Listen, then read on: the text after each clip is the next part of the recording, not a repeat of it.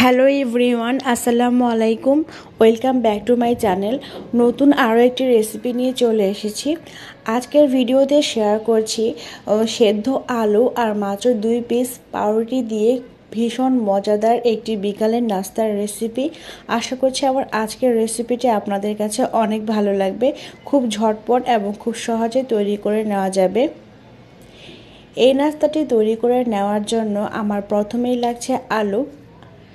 এখানে আমি দুটো মাঝারি সাইজের আলু প্রথমেই সেদ্ধ করে নিয়েছিলাম, তারপর এখন ম্যাশ করে নিয়েছি। আলুটা আমার ম্যাশ করা হয়ে গেছে। এখন 2 পিস পাউরুটি নিয়েছি। আমি পাউরুটিটা প্রথমেই পানিতে একটু ভিজিয়ে নরম করে নিয়েছিলাম, এখন আলুর সাথে মিক্সড করে নিচ্ছি। আলু এবং পাউরুটিটা খুব ভালো করে মিশিয়ে নিতে হবে। চাইলে আপনারা পাউরুটির সাইডের অংশটা বাদ দিতে পারবেন। এখন কিছু মশলা আমি অ্যাড করে দিয়েছি। তার মধ্যে আছে লবণ, হলুদ, জিরা গুঁড়া আর দিয়ে দিচ্ছি গরম মশলা গুঁড়া। তারপর এখানে আমি প্রায় হাফ কাপ মতন দিয়ে দিচ্ছি পেঁয়াজ কুচি। পেঁয়াজটা অবশ্যই মিহি কুচি হতে হবে। তারপর দিয়ে দিচ্ছি 1.5 টেবিল চামচ মতন কাঁচামরিচ কুচি। তবে চাইলে আপনারা এখানে চিলি ফ্লেক্স অথবা শুকনা মরিচটাও অ্যাড করতে পারবেন। আপনাদের স্বাদ অনুযায়ী আপনারা অ্যাড করে দিবেন। তবে হাতের কাছে এই কোনোটাই না থাকলে শুকনা মরিচ গুঁড়াটা অ্যাড করতে পারবেন। এখন দিয়ে দিচ্ছি আদা রসুন বাটা। এটা অপশনাল, আপনারা চাইলে এটা বাদ দিতে পারবেন। সবগুলো উপকরণ খুব ভালো করে মিক্সড করে নিচ্ছি। এখন দিয়ে দিচ্ছি 1.5 টেবিল চামচ মতন ময়দা। তবে চাইলে আপনারা এখানে আটা কিংবা চালের গুঁড়াও অ্যাড করতে পারবেন। চালের গুঁড়াটা ব্যবহার করলে এটা আরও বেশি ক্রিস্পি হবে।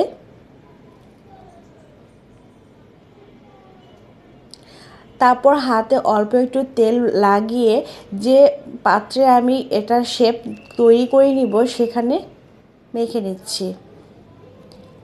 তারপর পাউরুটি এবং আলুটা একটা শেপ দিয়ে নিতে হবে। আমি এরকম একটা লম্বা শেপ দিয়ে নিচ্ছি।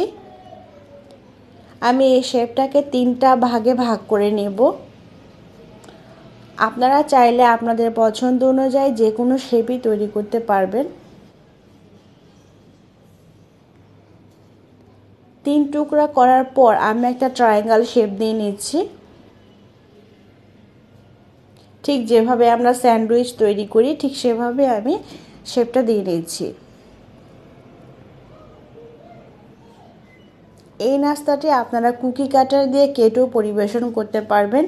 এই তো হয়ে গেছে। এখন আমি ব্রেড ক্রামে গড়িয়ে নিচ্ছি। সবগুলো শেপ আমি ব্রেড ক্রামে গড়িয়ে নিয়ে রেখে দিব ফ্রিজে 1 ঘন্টার জন্য।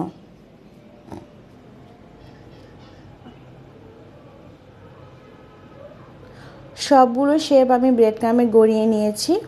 এখন ভেজে নিতে হবে। ভেজে নেওয়ার জন্য আমি একটা ফ্রাই প্যানে তেল দিয়ে দিচ্ছি। তেলটা একটু বেশি দিতে হবে যেহেতু এটা ডিপ ফ্রাই হবে। আমি আগে থেকে একটা ডিম ফেটিয়ে নিয়েছিলাম। আমি প্রথমেই নাস্তাগুলো ডিমে চুবিয়ে তারপর আবারও ব্রেড ক্রামে গড়িয়ে নিচ্ছি। এরকমভাবে সবগুলো নাস্তাগুলোই আমি একবার ডিমে চুবিয়ে তারপর ব্রেড ক্রামে গড়িয়ে নিব। সবগুলো নাস্তা আমার দেওয়া হয়ে গেছে। এক পাশটা হয়ে গেলে অপর পাশটা উল্টে দিতে হবে।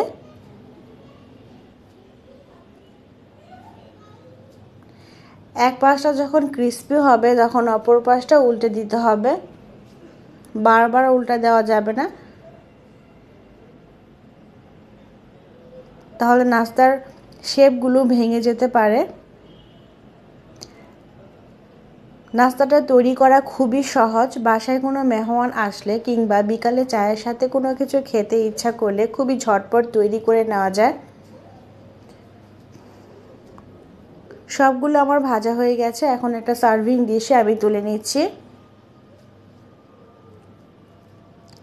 আপনারা চাইলে এটা ডিপ ফ্রিজেও সংরক্ষণ করতে পারবেন।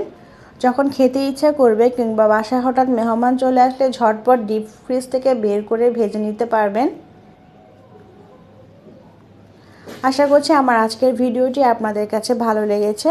আর ভালো লাগলে অবশ্যই লাইক কমেন্ট করবেন এবং আমাকে জানাবেন কেমন হয়েছে। তাহলে আজকে এ পর্যন্তই, এখানেই বিদায় নিচ্ছি। আল্লাহ হাফেজ।